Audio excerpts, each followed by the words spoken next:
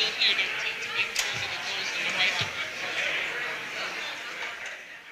Hi, My name's J.C. McCauley. I'm Naisha McCauley, and you're watching AccessTV.org. Do I have to try that again? Good evening. I'd like to welcome you to my home here, Post 142, American Legion in Hartford. This is the program that's for the community. So what I'm going to do is I'm just going to introduce the senator and let myself get out of the way, and you guys can handle it from there. We have Senator Blumenthal here, and we have the EPA with us. We're all marching around here, but today we should accomplish something. Last time we was here, we had a start. Today, let's finish it. Senator Blumenthal. Thank you. How about a big round of applause for the American Legion? Thank you, Commander. All the veterans who are here, please raise your hand. Thank you for your service. Thank you, Bridget, Prince. You know, anytime I have the opportunity, especially when I'm in the American Legion, I'm a proud member, I really want to say thank you, because you're the reason why we can stand here and say whatever we want. And you can say whatever you want about me and about any of the government officials who are going to be here. In this country, we don't have censorship, we don't have retaliation, and I know you're here to speak your mind. I'm going to be very brief, because the most important part of what we can do, in my view, as government officials, is to listen tonight. And you'll remember we were here not that long ago. The Environmental Protection Agency couldn't be here at that time, but I talked to Bridget Prince, who really deserves a lot of credit for fighting this battle, and Cynthia Jennings. Big round of applause. And then I talked to David Cash of the Environmental Protection Agency. He's the regional administrator, which means he's the highest official for the EPA for this whole region, New England, including Connecticut. He has come here himself to be transparent and to listen.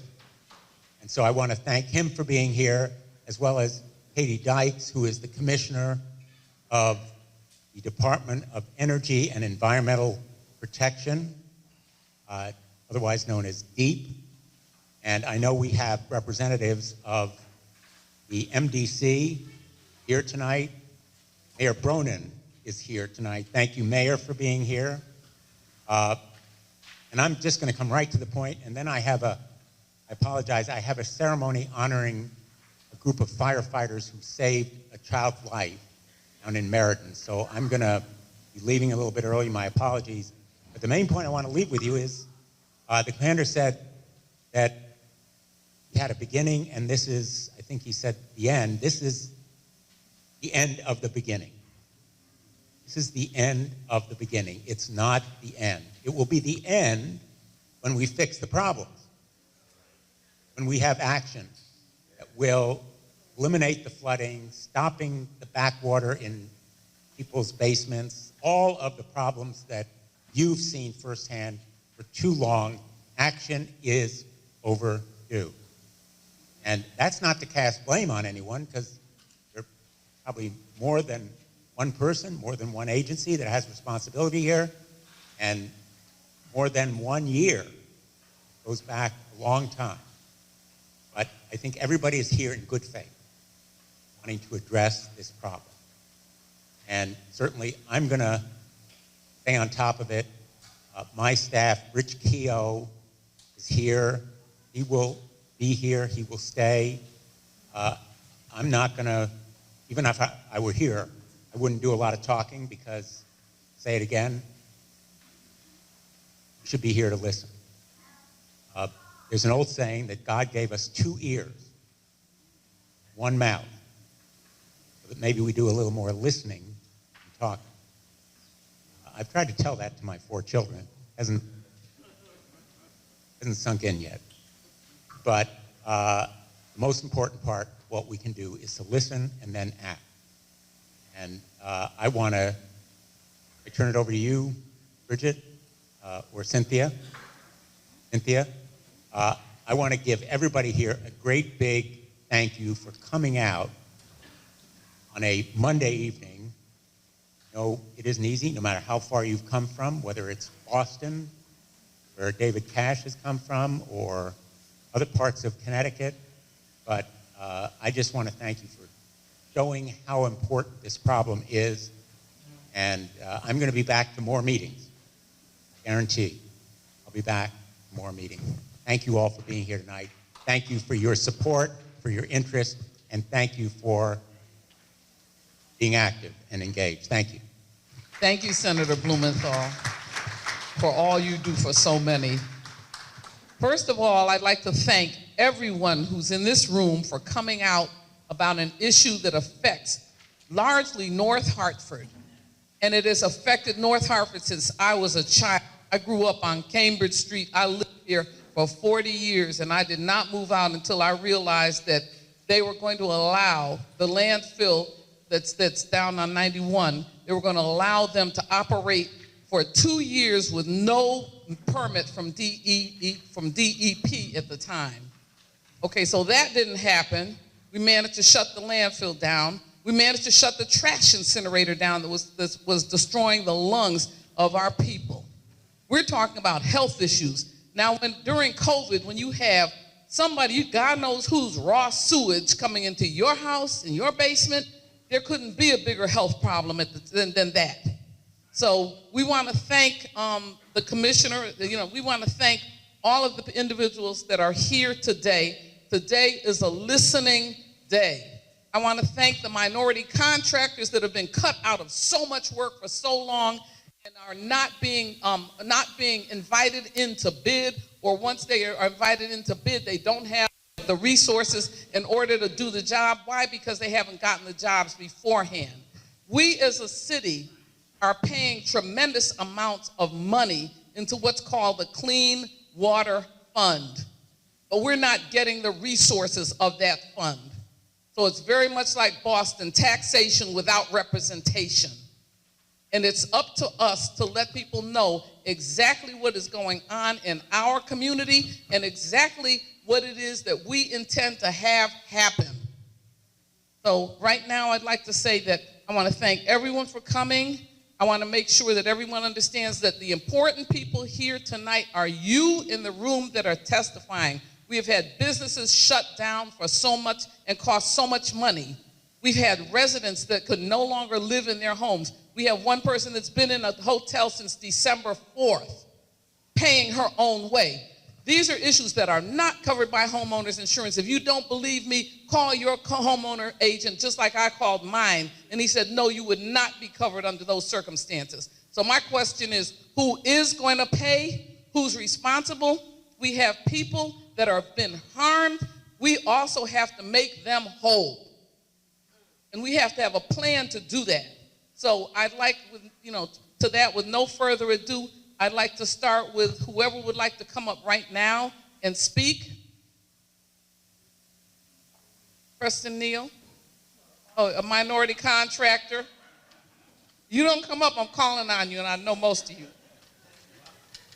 While you're coming up, I hope everybody has a chance to look at these photos. Hope everybody has a chance to see some of these photos. I've seen some of them before, but there's some new ones here. And they're pretty graphic. We're talking here about basic justice, environmental justice. And I think that the whole country has a stake in this issue. I'm going to the State of the Union address tomorrow night. President Biden speaking to the whole Congress. I hope he talks about environmental justice. And if he wants to see environmental justice in action, I hope he comes here to Hartford, because this is where we need it. Thank you, Senator Blumenthal. All right, and the first person I'd like to introduce is Preston Neal. Am I saying it right, or is it Neil Preston? Okay, Preston Neal, who's a minority contractor who has his own story to tell about what's happened with him and MDC and getting contracts for contractors for people who live in our and work in our community. So, Preston, here. Well, mainly I am basically talking about the infrastructure of the clean water project that actually went on for the last 5 years, probably. We was actually cut out as far as the work itself were concerned. Most of us, minority firms out of the north end of Hartford, get pretty well sell the equipment that we actually purchased work on the infrastructure project. But apparently, it just didn't work out the way that we actually thought it was going to be. We couldn't put it together, and the next thing we know, that everybody else was working on the projects and we wasn't. So in the future, what we really want to do is see if we can put a plan together, see if we could be included in some of the work that's actually is coming down the tube in regards to the clean water new project that's coming out. I don't know how we're going to actually put this together other than the paperwork is being done before the project actually hit the road. We're going to have to do something in that nature in order to take care of the minority firms, especially on the north end of Hartford. We were definitely left out on the first go-round. Thank you very much. And I'd like to say that it's important that, I don't know, where's Channel 3? Oh, this is public access. Okay, you might have to hold your own mic and put it up here. Okay. All right. First of all, Preston Neal speaks for many contractors that have not been included in the process. Okay?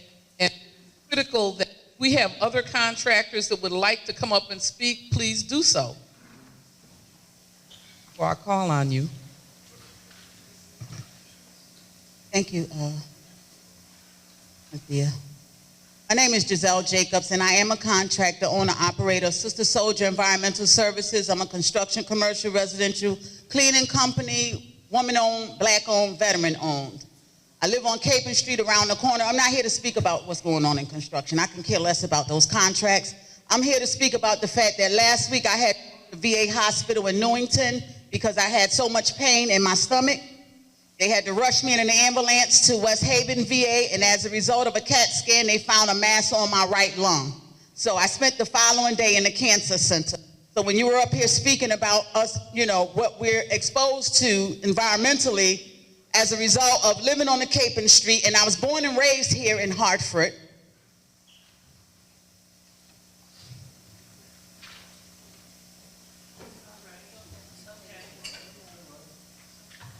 I have my 2-year-old grandson back there. His father and the rest of my children were born and raised here in Hartford.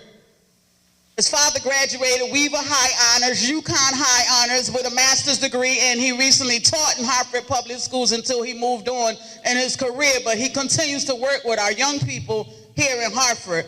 So I'm here to speak about that. I don't know what's going on with my lung. I know I've never smoked cigarettes or been exposed to secondhand smoke because I can't stand them. Not to say I haven't done other things.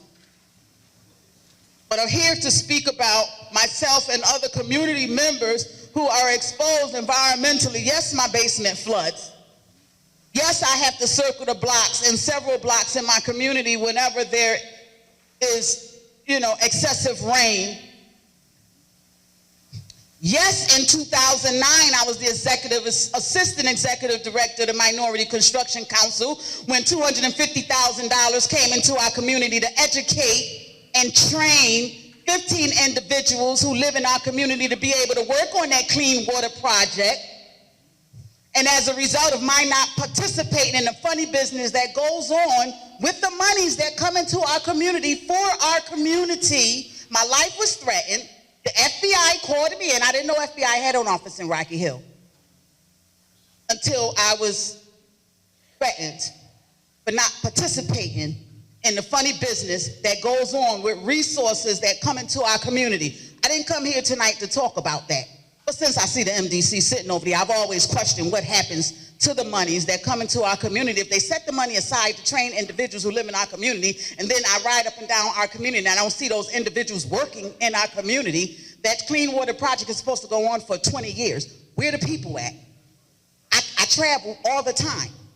I've traveled 4 weekends in a row this past month alone. When I go to Cleveland, I see individuals working in their communities, who live in their communities, who look like the individuals who live in their communities, and the same thing should be happening here in Hartford. So that's what I came to speak about and ask those questions. Where's the money going? Why aren't we seeing the results of the monies that come into the capital city of Connecticut? So, guys, stay tuned. I have to go back to the cancer center next week, and I'll find out what's going on with my right lung. Thank you so much, Giselle. All right, do we have anyone else who would like to come up and speak? Business owners, contractors, homeowners, please come up. Introduce yourself. Oh, come on. Whoever wins, gets up here first wins.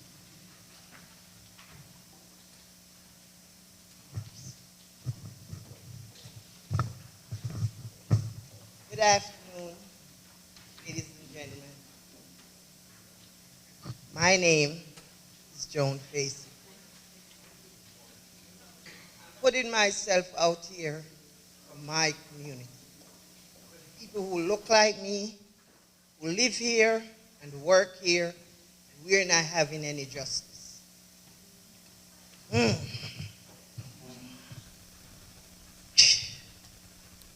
I own the property at 677 Albany Avenue in the corner of Magnolia Street.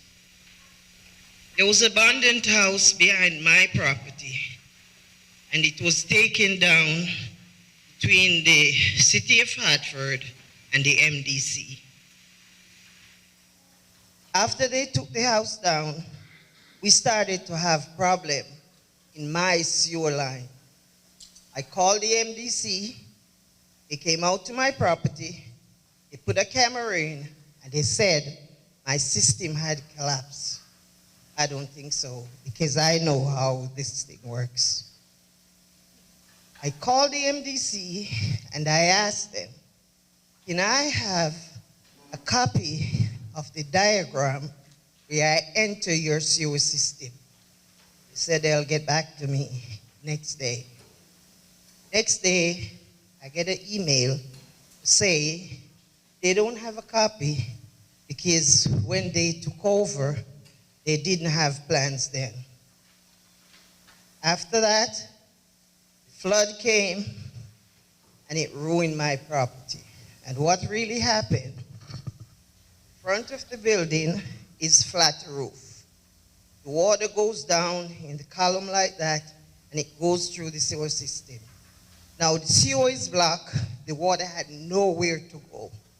And all the sewer and everything came in my building and it ruined it. There's a restaurant there that cannot be used because the whole place was full of sewage. I've gone to the MDC, I reached out to the city of Hartford to put me back where I was prior to this. Until this day, City of Hartford never came in to see what happened.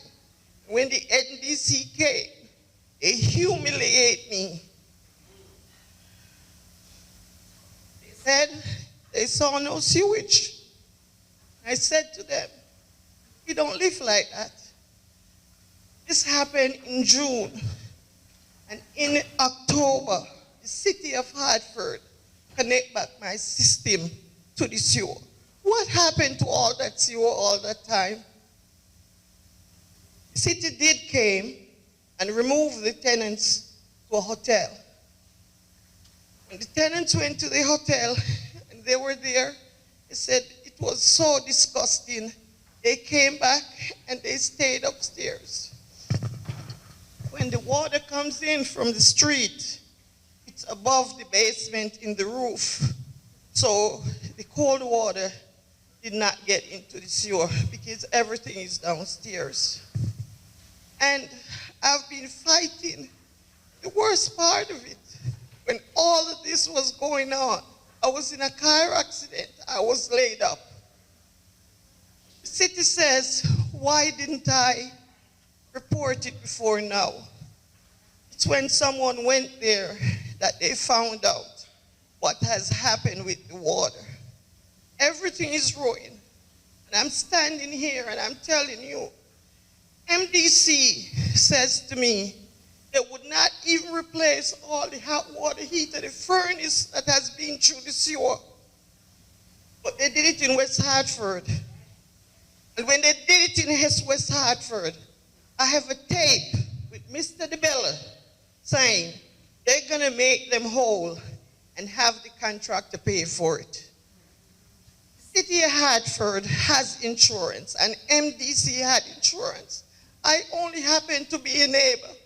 Why should I be standing here telling you the same story when my property has not been sanitized? It's $8,000 just to do the sanitize. The grease trap is over $3,000. And all that plumbing will have to be redone because the sewer went up through it.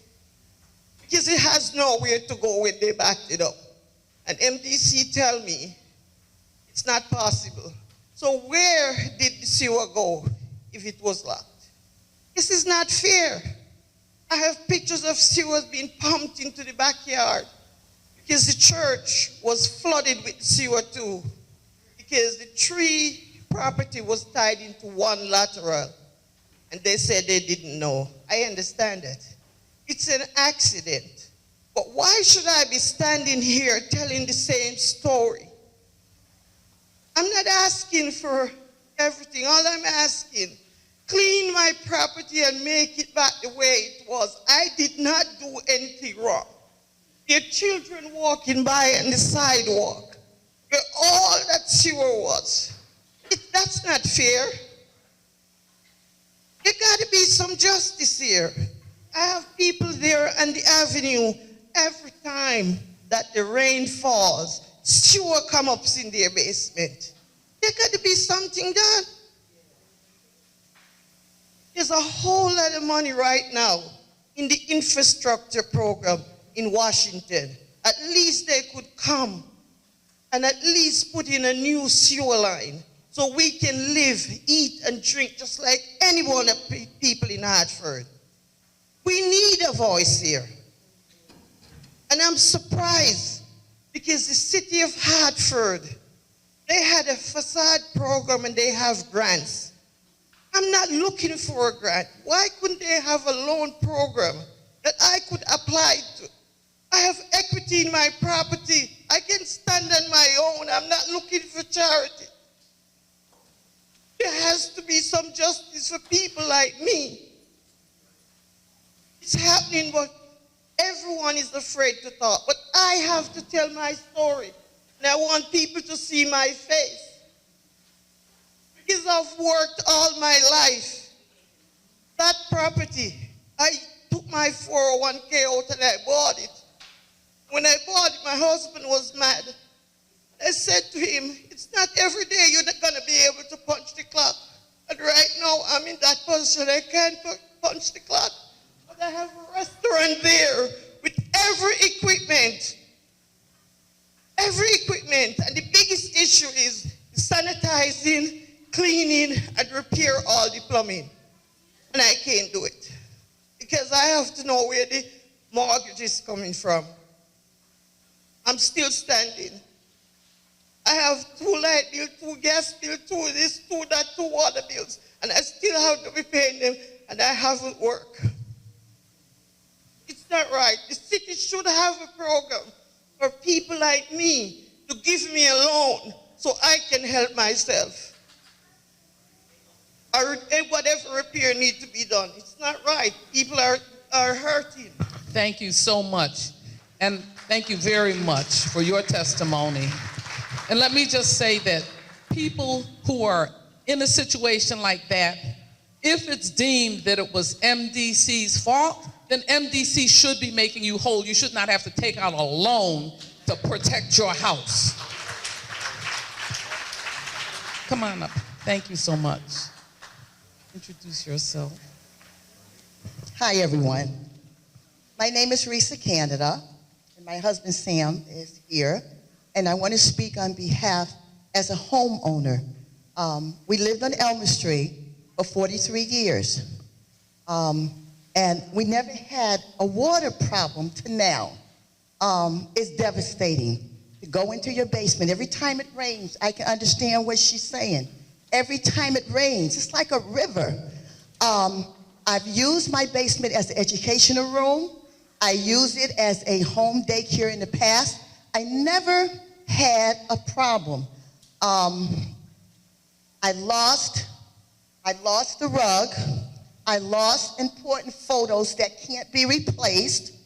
I lost educational materials. And I lost the water heater. And I don't like it when it rains because we have to go and I have to put on rain boots and go in the basement and we have to pump the water out of the basement. I'm here to represent homeowners who use the room as an extra room. We're not moving. I'm not moving. Someone says, well, you've been there for 43 years. It's time to move. And I said, no, I'm not moving. We're not moving. We're taxpayers. We live in the city of Hartford. My husband and I was raised here, and we raised kids on Elmer Street. And I think it's a great place to live, but the water problem that we're dealing with, it's devastating. I'm here to say, help us fix the problem. Please help us fix it. And I believe I represent homeowners who are afraid to stand up here and say, we need your help. Thank you. Thank you so much. And just like Giselle Jacobs, who testified about the mass in her lungs, that water that I was exposed to had black mold in it. It sat there for a foot deep for about 30 years, okay? And so eventually I got diagnosed with more cancer markers than my doctor had ever seen in life. And she did a lot to save my life so that I could live to be this age. So I think that it's critical that we're dealing with we're dealing with health issues as well. So I thank everyone who has the heart to get up, and I thank EPA for coming out and listening to the problems of what's going on, as well as DEEP, as well as MDC, as well as the contractors that are out here working, trying to make a living so that they can live in this community and support themselves. So thank you. We'll have the next person come up and introduce yourself. Hello, everyone. Good afternoon. My name is Sharon Douglas, and I've lived in Hartford most of my life. I spoke at the previous meeting about my flooding in my home, and since we were here, I've had, when it rained, rivers in my basement for about 3 days. I videotaped them and sent them out to people who wanted to know. I've received a grant from the city. Some of you may have heard me talk about it before. Since then, I've reached out and asked about the contractor who did the work, because it was my understanding he would come back within a year. He has not responded. And Mr. Bronin, I've also copied you, I think, on one or two emails concerning my issue. So as far as, this has been going on in my home for a long, long time. And without really realizing how many other people around me until the past couple of years were in a similar situation. We did have a quorum a few years back, and we were told that something would be done, and that was by MDC at the time, but it seems to be a much larger problem than just MDC. Since work I've had done, they came in and they put a back water valve, and they put in a sump pump, and it seems to be working fine. So over those 3 days, when I had a river, the river was being flushed out by what MDC had done. Whenever I would call the foreman, he would ask me to take a look out the window to see how it was draining, and so far it's been draining the way that it should. So there is hope for all of us but we just need to have the support to get it done. And the houses in our neighborhood are beautiful homes, and some of them are colonials that have been around for many, many years. And people can't afford to always maintain them the way that they should be because they're investing their own money to keep their houses from flooding. And the most important thing I want to add today that I didn't mention before was that I'm an equestrian, and I have saddles.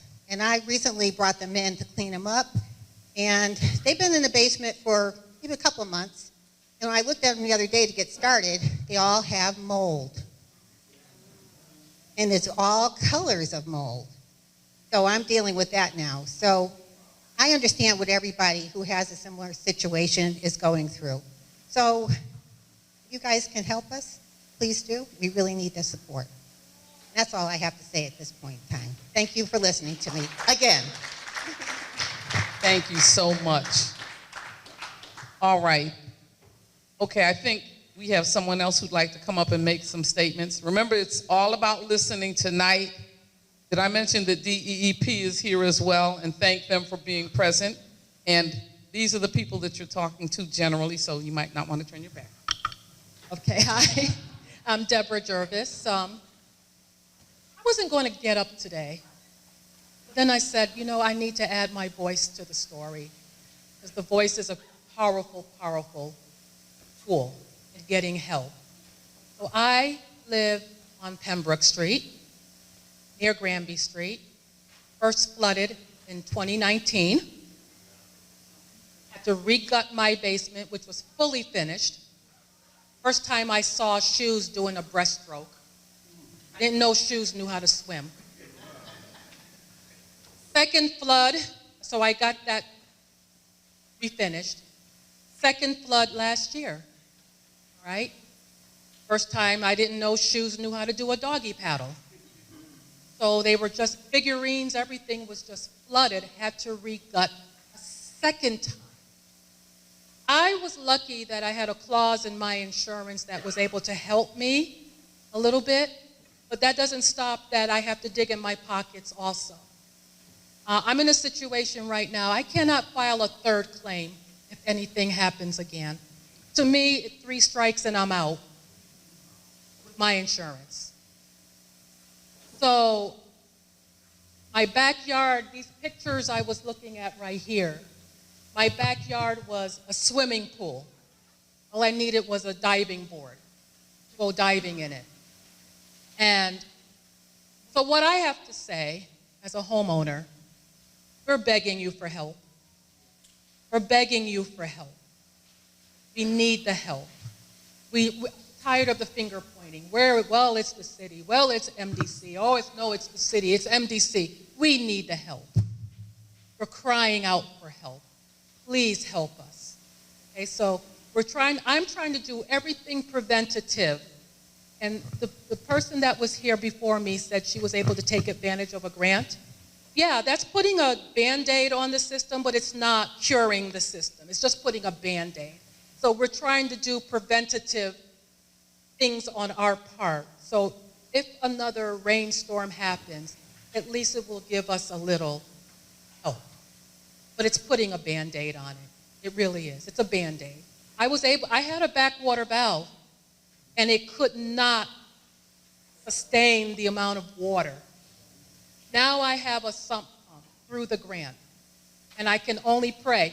When we get these torrential rainstorms, I can't sleep at night. I don't sleep at night, wondering, even with the sump pump, what's going to happen. So I think there's a light at the end of the tunnel. I'm glad there's a forum like we have right now, and I'm asking for help. And I hope we receive it as homeowners, because I'm not moving. I refuse to give up. I'm not moving. I'm not going anywhere. Thank you. Thank you. Thank you. And I think it's important that we remember that for those of us who have suffered through these flooding, through the sewage that comes in when the backwater valve breaks, and the fact that I was so worried about Sharon Lewis, who lived directly behind me on Cambridge Street. I was on Cambridge, she was on Rutland. I was so worried that I called my homeowner's insurance agent to find out if I was covered. And they said, absolutely not.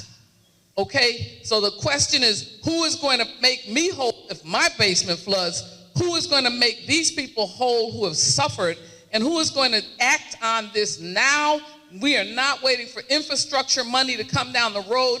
We are paying through the Clean Water Act in our bills every single month. Be late with your water bill and see what happens. COVID is over. Hello, my name is Ken Green, and this is my house. This is my shed, my backyard, my neighbor's car. She lost 2 cars, I lost 1 car. I think that we need to hold everybody, they're listening tonight, but I think that we have to leave here with the agencies and the cities and the governmental agencies telling us what they're going to do. It's very easy for them to say, we hear you, and then we come back 6, 7 months later and we're in the same spot. So we need action. We need more than just listening. So for example, EPA, I'll be honest, I don't know exactly what role they have, but if they're looking at the sewer and the water and the health conditions in our community that's been going on a long time, I think through regulatory and permitting, they need to help us. And so the state, we know in the Blue Hills area that the state at the Park River can do something to help alleviate some of the water in the drain. So the state needs to go over there and do that. But when you talk to the state, they'll tell you it's MDC or the city. The city needs to have not only grants, but not only loans, but they need to give folks money, I believe, for anyone that wants a backwater valve or anybody that wants a sump pump, free of charge, and to make that available to anybody that wants it, and they should not have to take out any money. We've been fighting this for a long time. If you're on the Cleveland Avenue, Coventry Street, Main Street side of Blue Hills, if you're on the Granby Street side of Blue Hills, when that water comes, we're gonna get it. And we have been lucky in the past few years because of the 4-year project when they tore up Granby Street, they began to separate the water from the sewer. So years ago, when I used to get water in the basement, I used to get the water in the sewer and the mold, and there's a lot of problems. It took a 3-year project on Granby Street. They did do some separation of the sewer and the water. So now when I get water, it's just water. I'm not satisfied with just it's water because I'm still getting leakage. So that has happened in our area, and I think in the Upper Albany area, in the Main Street area, we have got to do something to separate the water from the sewer, because that is health risk that is in our community. And regardless of the conditions of the road, Albany Avenue, Main Street, to me, with the technology, you could go in there and you could separate the water and the sewer. We're paying money every month. MDC might come to these forums and says, well, we're trying to separate the water and the sewer for you, community. They're not doing it for us. We're paying for that through the Clean Water Project money. So it's $1 billion project, but we're footing the bill. If there's money coming down from EPA, if this agency has anything to do with it, they should look at speeding up the water and the sewer separation. They should tell us what their role is with that and how much money they're giving to the city MDC and how that's going to help us. Give us a timetable. The state has some roles in this with some permitting and some regulations and cleaning up that overflow valve over in the Park River. The state has some responsibilities. There's monies that the city and the state can offer residents, I think, in grants and free of charge to solve some of these problems. So there's some solutions. I just think folks agencies and governmental agencies need to come out and say, this is what we're going to do, this is how you access it, and we're going to listen to you and we're going to act. Thank you so much. We also have to recognize that it isn't just loans and grants we want. Those people who have suffered need to be made whole immediately. They are losing their homes. They're in hotels paying out of their pocket. So these individuals that are suffering or have suffered need to be compensated by whatever your insurance company. I don't know who insures you, but you did not get grants and loans without some kind of liability coverage. And I just want to mention too, I want to have everyone give Bridget Prince a hand for pulling this together and pulling it off to the extent that we are all here together working on environmental justice issues once again in this community. So thank you so much, Bridget.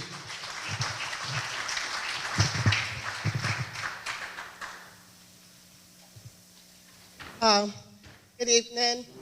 My name is Lisa Vivian. My parents, bear with me because this is a little emotional for me, and I wasn't really prepared to speak. My family's property, which is located at 978, 980 Albany Avenue, was affected first by this sewer backup back in 2017, October 30th to be exact. And so we've been dealing with this for 5 years, and it's very disheartening to hear that nothing has been done in 5 years, or I'm hearing other residents say they've been dealing with this all their life. Our situation is a little bit different. We owned a commercial building, 9-unit rental property with a cafe restaurant on the first floor. My family owned that property for 40-something years, as well as they've owned several other businesses in Hartford, as well as rental properties. So they have contributed to the tax base to Hartford for a very long time. The incident that happened during the time when the Route 44 project had first began on Albany Avenue, which is through DOT, and they hired a contractor. On that day, and like I said, the property was very well maintained for 40 years, probably one of the best properties on the avenue. We began to get 5 feet of raw sewage in our basement, and we didn't know where it was coming from. I went down to MDC, I went down to the contractor's satellite office. I called the city of Hartford trying to get some resolve and get some help. But what they ended up doing is shifting the blame onto my family and said that we were liable and responsible for it, which was not true.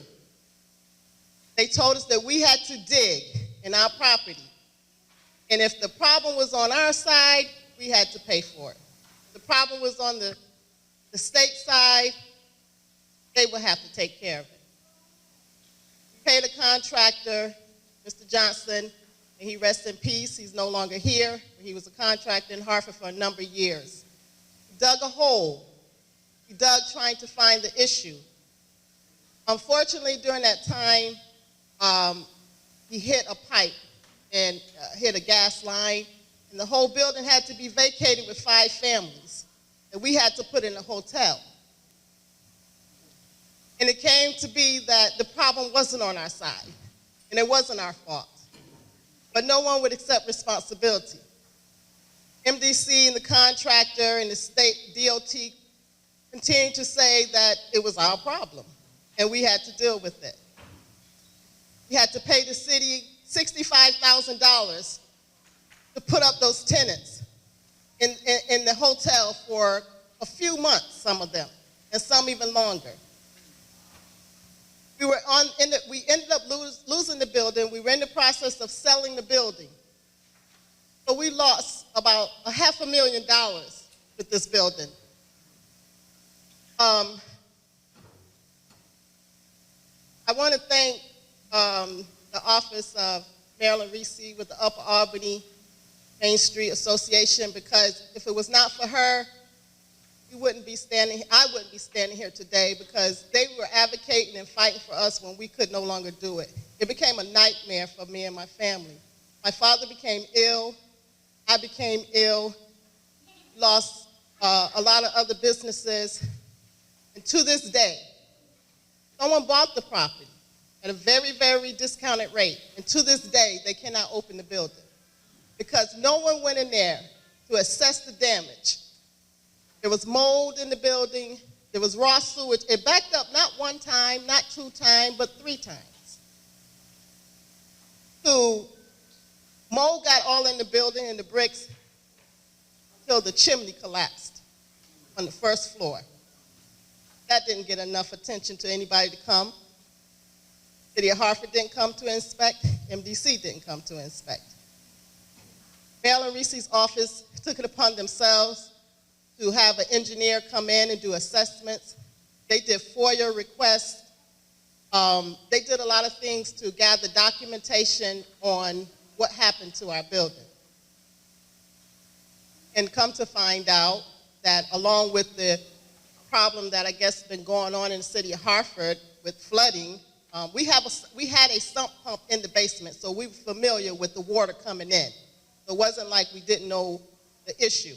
We had a sump pump to pump out the excess water, but that wasn't the problem at all. We found out that the contractor had crushed a lateral pipe, and they tried to cover it up. And we went to several meetings for years. 8 representatives, MDC representatives, City of Hartford representatives. They promised us, we're going to make you whole. We're going to make your family whole again. No one has called us. No one has said anything. The building sits empty, vacant now, and is an eyesore because there's graffiti all over it, windows being busted out. The new owner can't get the permits he needs to open up a restaurant because it has to be clean. But from what I'm hearing, not only clean, it has to probably be demolished at this point. Because you imagine raw sewage sitting in the basement for 5 or 6 years?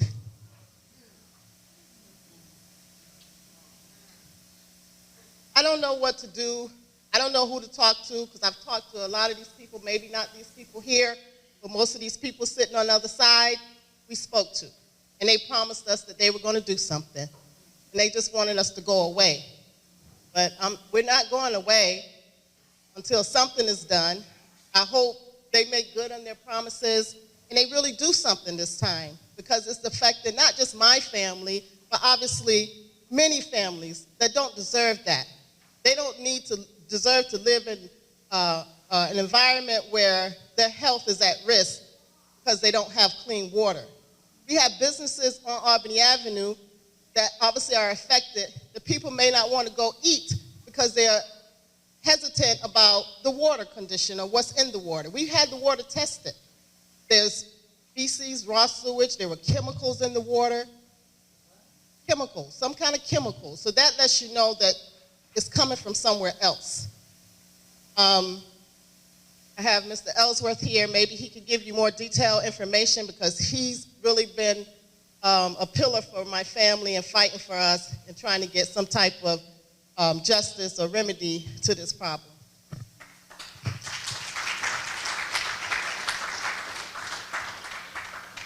I'm not sure who I can give these to so they can be entered into the record. But we had a list of questions arising from this incident. These were reviewed with the Department of Transportation, and I'd like to enter them into the record. They're pertinent questions. First question was, where was the blockage on 980, 978 Albany Avenue?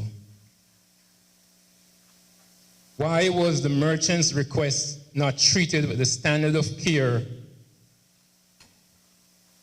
requested within the contract document? Because for the project, there's an elaborate document that was prepared for this $30-odd million project.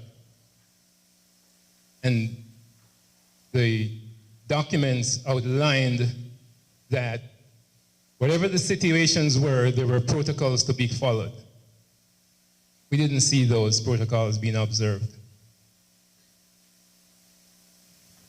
The matter of the sewer backup was brought to the attention of Tectonics and the MDC Where are the photographs documenting the event? I'm not going to go through all these questions. I just like them to be entered into the record.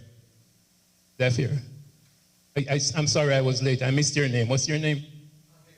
David, I think I've left messages for you before. This is the engineer's report. Okay.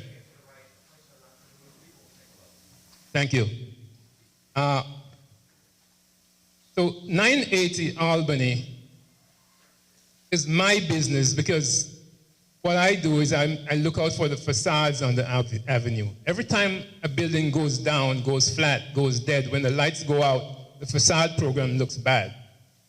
So I'm going to keep annoying whoever needs to be annoyed till all the lights come back on all 3 floors and in all 10 apartments. We're not going to stop. The building currently belongs to Mr. Hugh and Howard. He's been desperately trying to move ahead with the repairs, but once you get inside that basement, you realize that it's going to be difficult. 4 feet of raw sewage, frozen, thawed, finally pumped out, and then in the Fred event, which was 3 years later, everything that was cleaned out just got overwhelmed again. So if you go in there, you look at the 6th stair from the bottom of the basement, and you will see the water levels that were in the building. Came in and just went right back out. We had a bucket that was standing on top of a column. The bucket was full, an empty bucket was full and still untouched, which means the water came in, overwhelmed it, went back out. 6 foot by 6 foot by 6 foot oil tank floated out of its position and busted its way through the first floor because of the amount of water that came into the building. Came in and went back out. So that's not the worst, Miss Vivian, Miss Wiggs. That's not the worst of it. Across the street, diagonally across the street, Miss Facey came up here and she spoke. For 120 days, Miss Facey's property had raw sewage in the basement. This is not something I'm making up. This is not something that I heard or saw on TV, because I went there and helped her to clean it out. I went there and realized that she had several bottles of Fabuloso, and I went through, because when I got there and she opened the door to let me in, the stench just threw me back. We went through, cleaned, vacuumed. Finally, when it was repaired, City of Hartford came, corrected the issue. We pumped and we pumped and we pumped till we could see the basement floor. And we cleaned. We've brought this to the attention of everyone alive in Hartford. The Bureau of Public Works, Mr. Jellison, you're familiar with this. Mr. DeBella, you're familiar with this. We brought it to your board. Where's the action? We brought this to the insurance company. The insurance company said, based on what they were told, it wasn't their issue. When they got the report and they got the full issue, they said they were going to come back out, and this Friday they're going to be back on site to inspect the roof to see what the issues were. Neil, don't go. Neil, don't go. You stand right there. You don't go. When I tell you you can leave, you can leave. Don't go. Preston Neil has badgered and done everything that he can. When am I going to get some of this work? When is our company going to be able to get some of this work? Why is it that they're having minority firms parading themselves as minority firms? What do you mean, Neil? I don't see where you get the minority from. I was in Westbrook, sitting innocent to listen to a conversation. I was eavesdropping, hearing a contractor talk about how some member of his family got the electrical work on this contract on Albany Avenue.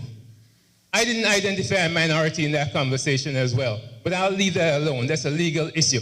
I don't know if that was your money or DOT's money that was spent. I know there were stiff requirements in that document that detailed who should be working on the project and what percentages should be represented.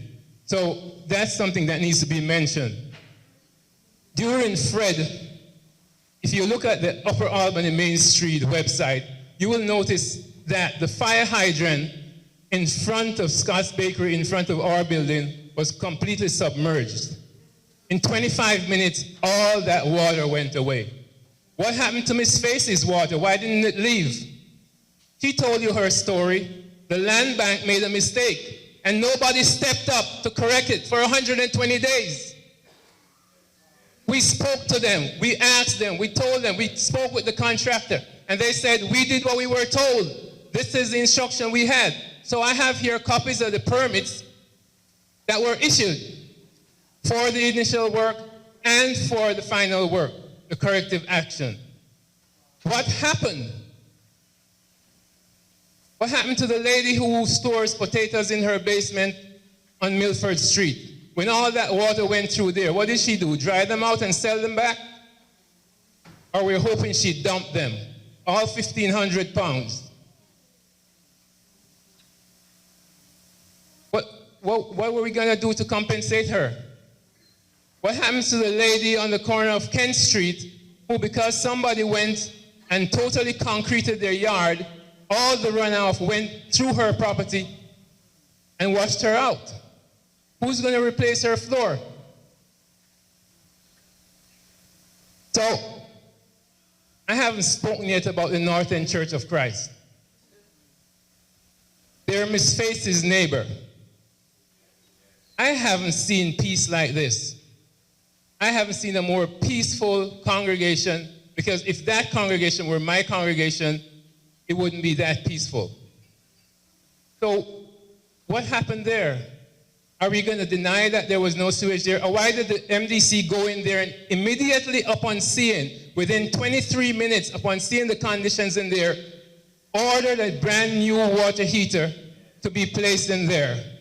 However, in their letter to us, they said that because they did that, there was no admission of guilt on their part. Come on, guys. Let's step up.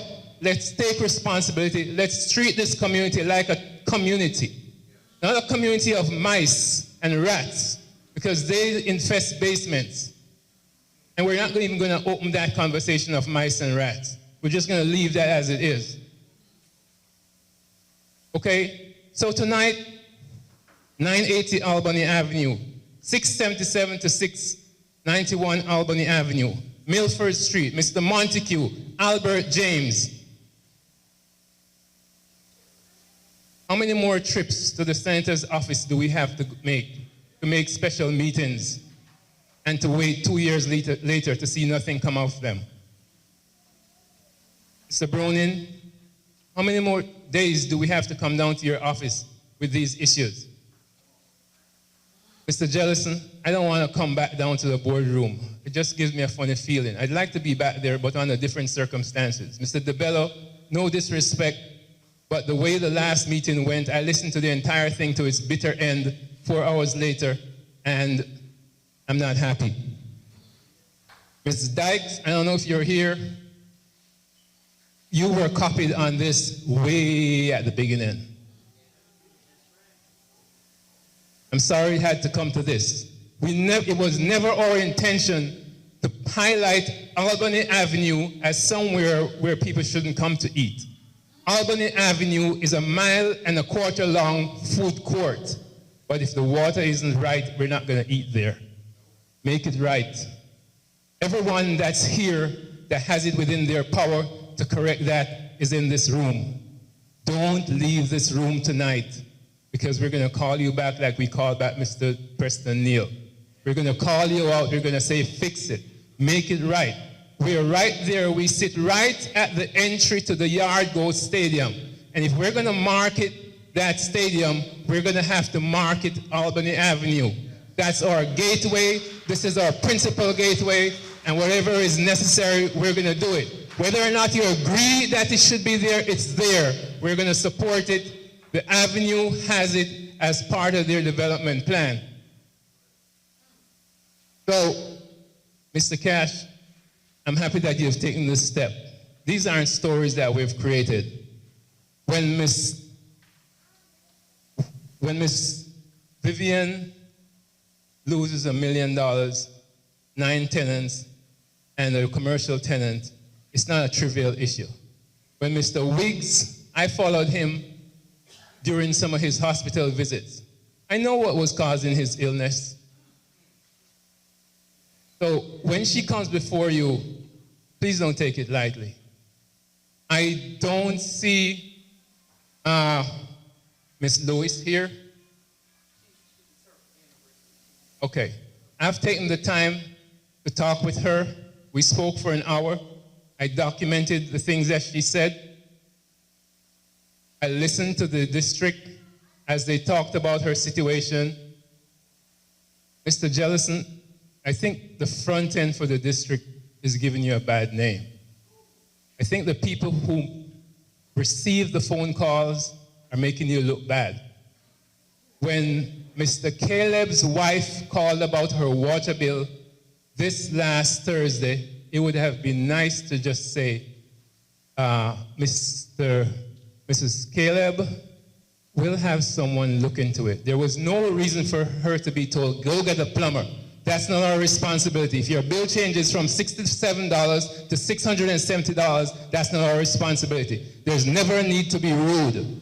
I appreciate you, or whoever did it, having an individual go out there at 10 o'clock this morning, cutting the wait time by a full day. I appreciate that. I really appreciate that. Speak to your front-end people. The day Albany Avenue is treated correctly, that will be the day that we'll stop having these meetings. Thank you. I'm not going to go any further.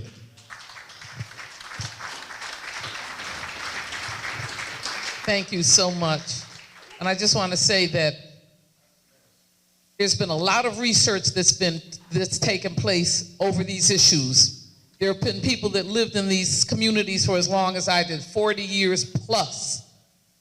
And people are still waiting for a resolution to the problem. But if there can be no resolution for the problem, if there's no representation, if there's taxation without representation, we should not be getting water bills. Thank you.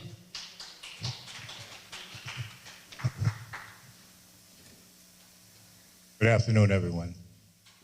My name is Mike Fothergill. Lived in Hartford all my life. 1960, not a homeowner. I'm a self-proclaimed North End historian. 1960, I was 13 years old. 80% of the houses all across the North End where residents were white. This situation didn't just start. It plagued them too. City changed over for the last 60 years, and it became people of color majority. Problem existed, and it got ignored. I'm not saying it was a part of redlining, but we need to look at a lot of the things that led up to this. These people that own these homes now should not have this problem. It should have been taken care of 40 years ago. It existed through the research. It existed. They had the same problems years ago.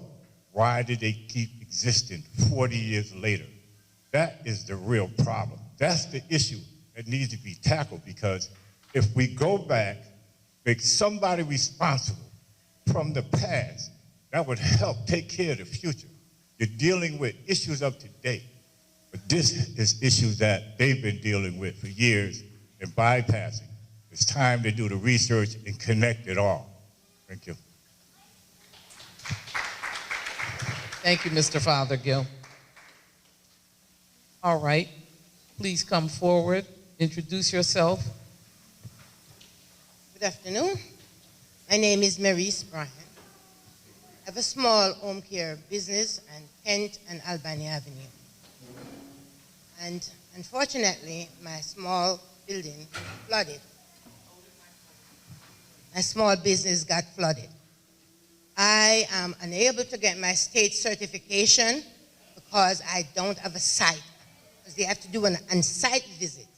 I have to close my business in Hartford and working part-time in my own home in West Hartford. I called the zoning commissioner when a neighbor was constructing and, putting a driveway.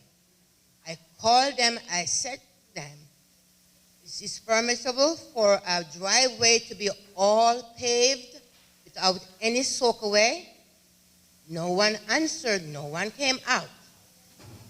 And this gentleman beside my office paved his entire yard, no soak away. So all that water comes right over into my small business. Right now, my office is molded. Cannot go into it. Cannot have my site visit. My business is just dismantled. I'm very, very, very disappointed. Because one of the goals that I was working and I gave up my full-time job. I came to serve people in Hartford. I'm able to do that. My business is completely shut. Thank you, Hartford. Thank you so much. We have to recognize that there's a lot of people in this room that create their own business. They have their own economic engine going on. And when their business shuts down, that has a lot to do with what happens to the economics of that community. So I think it's very important that we pay attention to this and that these people be made whole. Do we have anyone else who wants to speak or testify about what's going on? Please come up.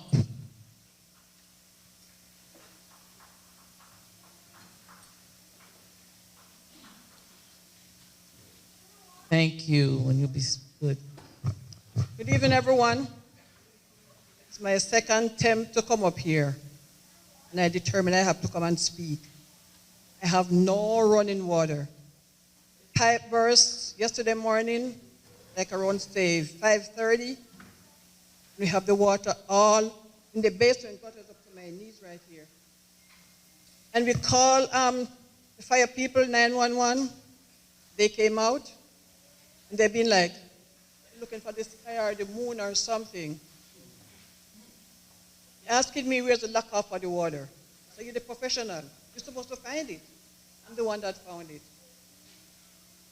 And then they leave and they call the inspector.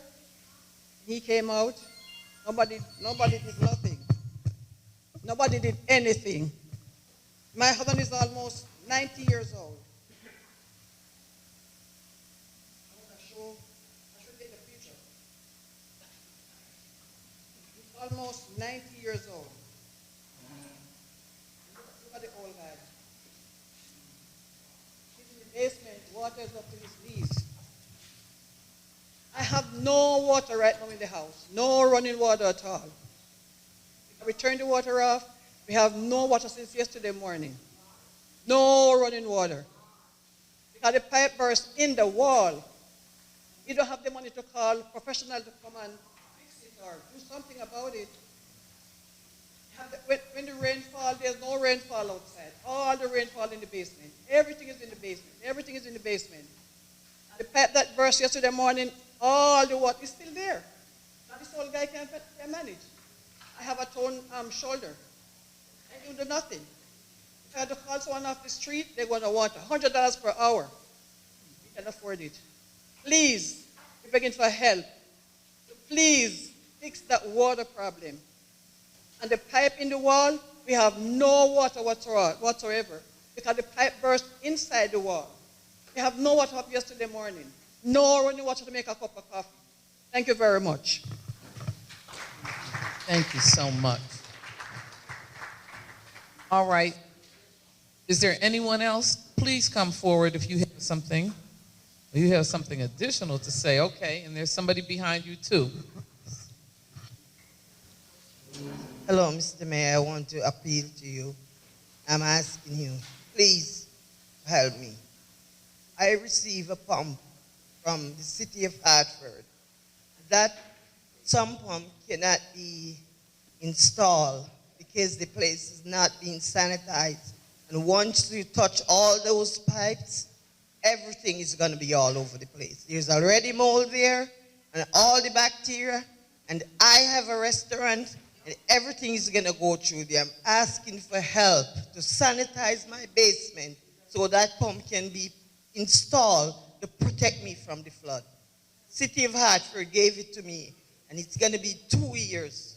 I'm asking, please, somehow, some way, make a miracle to help me.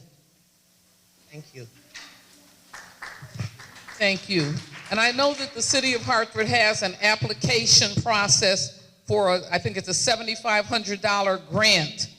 Not a loan, a grant.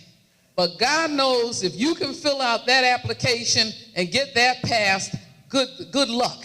Because they ask for your Social Security, for your child support, and they get all the way down to asking you about, hey, do you owe tickets to the city of Hartford? So let's.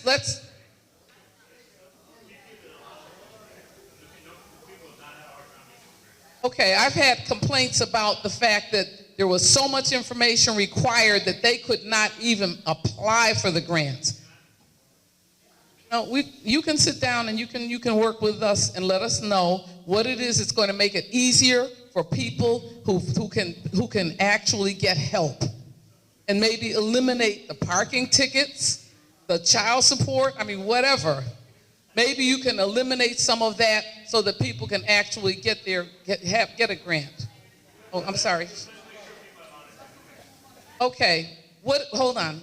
What information do you say is dishonest? That people are having a hard time filling out those grants or becoming eligible? That's correct. We have people have not up to the $7,500 grants. First of all, let me just say, there's a lot of stuff I'd love to address. I won't talk long now because I want to make sure you get this back. But I'd love a chance to just talk to some of the broader issues in a minute. I do want to say thank you so much to our regional administrator, our commissioner, and to everybody who's here. I want to share two things. As you heard, we had to set up a grant program as soon as those floods happened, set up a grant program to give $7,500 grants to buildings that could demonstrate that they were affected by the floods. All that money went out. We made it as easy as we possibly could to get those out, and it's all gone out. I want to say there's a different set of grants. This is important. There's another set of grants which comes through federal CDBG, Community Development Block Grant. Those can be bigger loans or bigger amounts beyond the $7,500.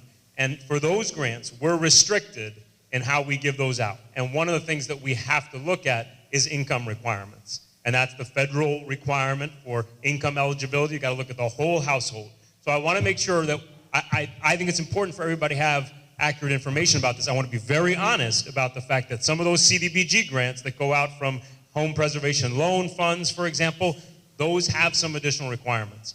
But that grant program that we set up for those $7,500, we did everything we could to make that as easy as possible to apply for and get. And thankfully, it's all pretty much gone out. Yes, I can attest to the $75,000 or $7,500 grant. I got it right away. However, damages that occurred was $17,000. For the $750 could not help. Until now, I have not taken the $7,500 from the city of Hartford because I don't know what to do with it. $17,000 for the damages that is there. So. Thank you. And we have a lot of issues, particularly Sharon Lewis, who had to pay almost $73,000 to pump the sewage out. That's before, and that doesn't count all the things that she lost, her furnace, her oil tank, everything that was in that basement. So we have to recognize that a drop in the bucket is not going to help. Somebody has to make these people whole, and these damages that take place are taking place in huge astronomical amounts, large enough to cause people to lose their homes. Good evening. My name is Sam Canada. My wife spoke before. We's a resident of Hartford. My father had Canada Cab, limousine company, bus company. We did all the public schools, furnished homes, and that was project concern. My statement tonight, I want you to have record be aware. I live 54 Elmer Street. This is a house on 14 Elmer Street. In front of the house, have the MDC have been there 4 times, dug up the road. It's about a car length and about 6 feet deep. They have repaired 4 times, all right? Before that, we didn't get no water, right? Since then, 7 months ago, we've been getting water back in the basement, right? We want to know why. So I just want you to be aware. You can go there. I have pictures. I have pictures of the road. I have pictures of the house. People, safety hazard for them to go out their driveway, right? It's a safety hazard for the kids to walk the sidewalk to go to school. And this is, like they said, it's a patch-up because it's never been fixed because it's reoccurring mostly every 6 months. Thank you.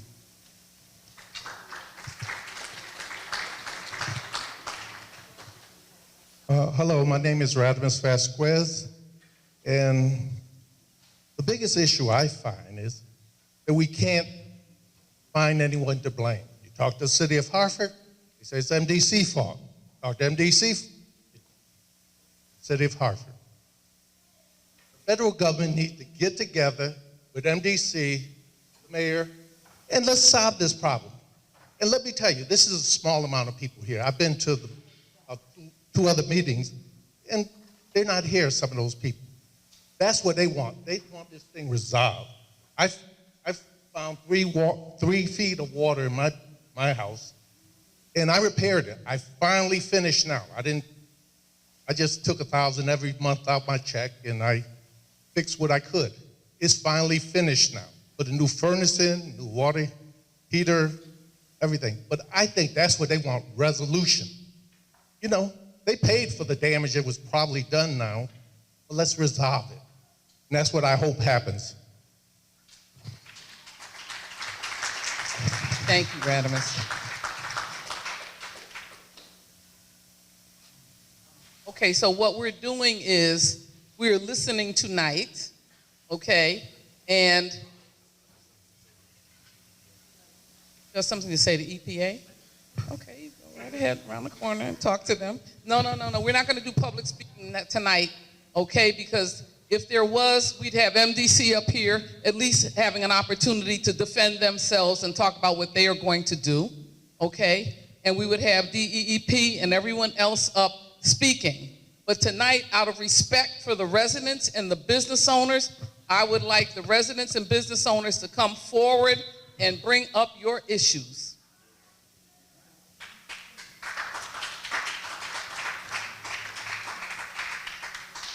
All right, and is there anyone else who would like to bring up the issues or would like to have something to say? One thing I'd like to do is thank everyone who showed up tonight and is taking this issue seriously.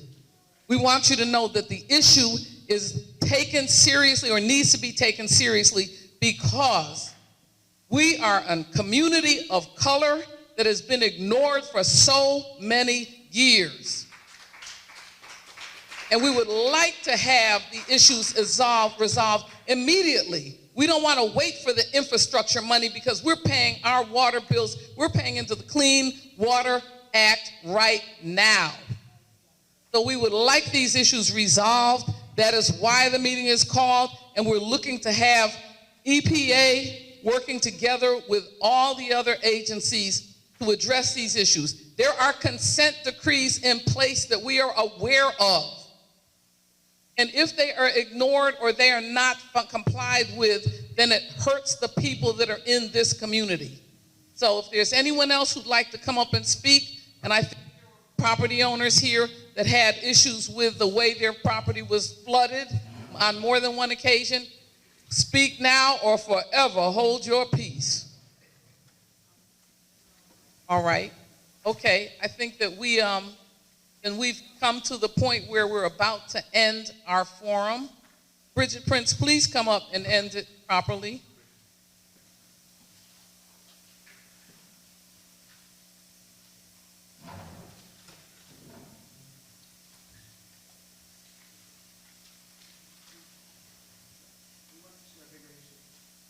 Wants to share what? Okay, all right. If no one has a problem with the mayor sharing a bigger issue, we'll have him share a bigger issue. I appreciate it, Cynthia. Thank you. So first of all, thank you again to everybody who's here, and thank you, Bridget, for pulling everybody together. And thank you especially to the property owners who talked tonight. And some of your experiences I'm familiar with, and some of them I'm not. And those that I'm not, I will get familiar with, and we will work with you. But I do think it's important in this conversation just to talk about what is a big issue. We heard tonight some really awful experiences at some specific properties that are the result of some specific things, right? Whether it was the streetscape project where a pipe was broken, whether it was a demolition next door that damaged pipes, whether it was a contractor damaging stuff, all of those situations are horrific for the property owner that had to deal with it. But in some way, they're sort of limited to that specific property.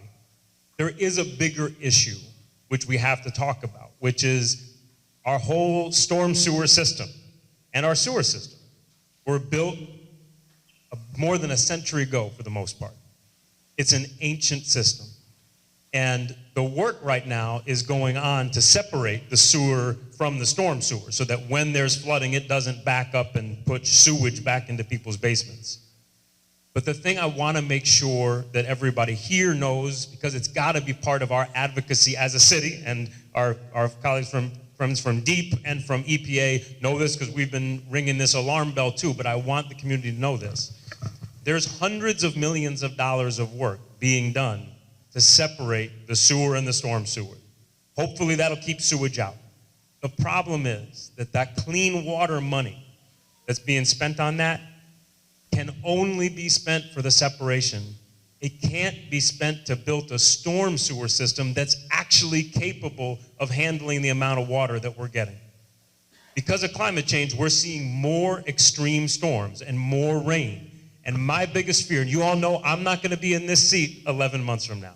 So I'm saying this because I worry in the years ahead that we're going to be at a place where hundreds of millions of dollars have been spent to try to correct the issue, but they won't have actually corrected the issue because the systems may be separated, but the system that's going to be built to handle the stormwater is still being built to an old standard that's not good enough given how much rain's coming in. And so that's why I wanted to have the chance to share this with you tonight while our EPA colleagues are here, because one of the things that we as a city have been advocating for is let's broaden the scope of how those clean water dollars can be used, so that they can be used not just on the sewer side, but to actually dredge the Park River so there's some place for the water to go. Actually put pipes in that are big enough so that the water can run off rather than backing up. If we're not talking about that, then I fear we're going to be sitting here 5, 10, 20 years from now and dealing with the same issues. So I appreciate the chance to flag that because I really think it's important for everybody to be aware of that. And I promise that we've been advocating for it. I think our folks, folks who are visiting can attest to that and talking with our federal delegation, but that has to stay front and center. In the meantime, we will do everything we can to try to provide some support, and I give you 100%, we're not making folks whole with $7,500 grants, but we are trying to make it as quick and easy as we can. But we know that's just the Band-Aid. The real issue is, can we finally solve this once and for all? And right now, without a change in how those clean water dollars can be spent, we're not solving it once and for all. And those dollars we're talking about are way bigger than the city of Hartford or any town or city anywhere can spend. That's why this clean water project definition is so, so important. So I'm grateful for the chance to say a few words. I appreciate the chance to listen to everybody tonight, and I want to say thank you again to everybody who's here. Thank you, Cynthia. Thank you, Mr. Mayor. One of the things that did you have something you wanted to say? Please come up to the mic. Don't be shy. My name is Freddie Graves, and I have here, it says all property, motor vehicle taxes, and outstanding parking tickets must be paid or brought current before you can apply for the grant. Our policy clearly prohibits the making of loans to property owners who have not fulfilled their obligation to pay city taxes. Thank you. Here we go. Here we go here. Latest federal income tax return, latest tax return, two most recent, pay stubs, Social Security award letter, pension statement, proof of child support if applicable, proof of other income sources. Thank you very much. And that comes straight from the application that for the $7,500 that the mayor was referencing. All right, thank you very much. I will say this, that I'm a civil rights lawyer. I'm also an environmental attorney. And I can tell you that racism is alive and well when the money is distributed. And that if we don't address the issue of race in this city, then we have not addressed the issue of people paying into public money and never getting the services that we pay for. I think that if there's consent decrees already in place, those are laws. And that means that if those are already in place, then they should be followed or complied with, or there are fines or something else that can happen to make sure that our people are made whole. It is no accident that North Hartford has been left out of the process. What's missing is a solution. And no, it is not first and foremost that we solve that problem. It's first and foremost that we address the issue of environmental justice or environmental racism and make sure that people are treated fairly and equally in this city that is mostly people of color. I think I have one more person that would like to say something.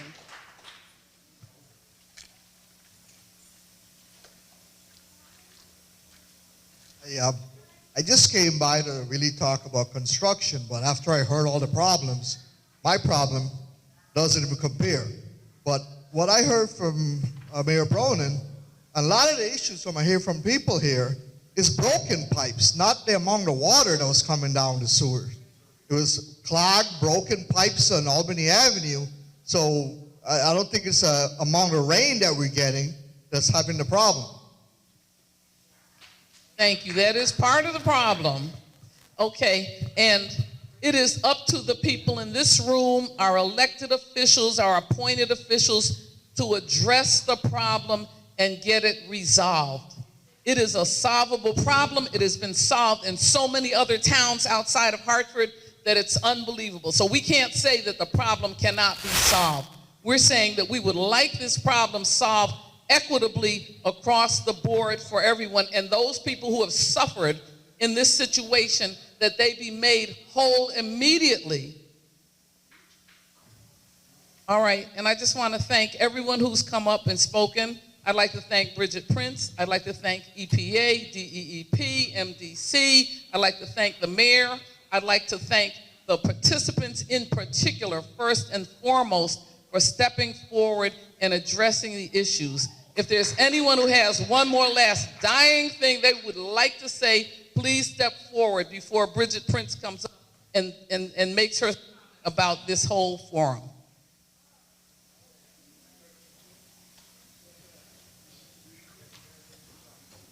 Thank you. Thank you, Attorney Jennings. Hey, Luke Bronin. There's a bigger issue, but it's not a bigger issue than Greenwich, Connecticut. The issue is here in North Hartford. Thank you for coming. And it's so important that you're here today in February in Black History Month. This is very important because this is about the discrimination against Black people, regardless of who actually is to blame.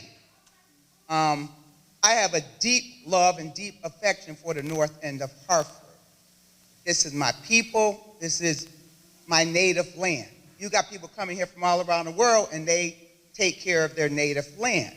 Hartford, Connecticut is my native land. It is the land that my grandparents came to, who escaped sharecropping in Georgia and found a better life in the North End of Hartford. You know what I'm saying? My father, same situation, coming from Americus, Georgia. He called Hartford heaven. You know, so this is in my soul. So when I see this kind of stuff that's happening, like with the water, this is the kind of stuff that happens in third world countries. You know, so I feel like I'm sitting here just like really emotional because it means that much. You know, this is why they're here today. Because I feel like as a soldier who's, you know, a veteran in the United States Army, this is not what we should be going through. If I can sign my name on a dotted line and go to another country to fight for somebody to have clean water, it's going to happen in Hartford, Connecticut. Thank you, everyone. I'd like the EPA director to have a final word. Thank you. Oh, administrator. He's a good guy, too. Thank you. Thank you very much. I don't have much to say, but just to thank everyone for coming out tonight, for sharing your stories, for sharing your perspective. It's just so important for us as a regulatory agency to understand what's going on here, and that's why we've been sending inspectors here to understand what's happening on the ground.